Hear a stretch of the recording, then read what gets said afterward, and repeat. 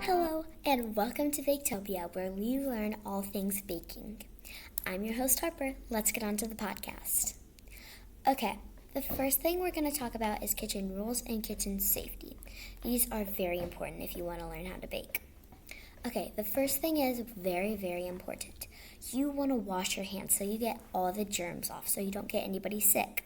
So make sure you wash your hands. Next thing we're going to talk about is something that's really important. Knives. We're going to learn the proper way to hold them.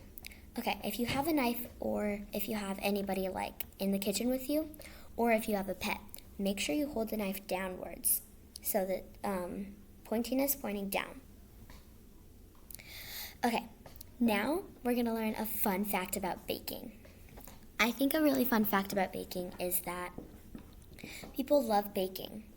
If they are really passionate about it, they can take it to TV shows and even their own business. Okay, now my favorite part. We're going to learn a baking recipe. Each episode, we're going to have a baking recipe. I got this link from somebody. They're amazing people, so go check that out. So I think it's like a lemony cookie. So, you're going to need all-purpose flour. Make sure you spoon and level it out to avoid packing too much in your measuring cup. Baking soda. It helps the cookies puff up slightly in the oven. Cream of tartar. It's not just for snickerdoodles. Cream of tartar keeps these cookies soft and gives them a light, tangy flavor. Unsalted butter. Let it soften at room temperature for 1 hour before you start to bake. Powdered sugar. Yum. Have you ever eaten a sugar cookies that had a grainy texture? By using powdered sugar instead of granulated sugar, you don't get any graininess in this recipe. It makes the cookies soft, tender, and lightly sweet.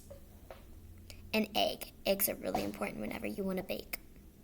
It adds richness and makes the cookies soft and chewy in the middle. Vanilla and almond extract for a warm depth of flavor. Sounds really good in the winter time. Lemon zest for brightness. And lastly, sea salt to make all the flavors pop. Thank you so much for watching. Hope you enjoyed this episode. Make sure you like and subscribe and come back for more baking tips and tricks. See you in the next episode. Bye!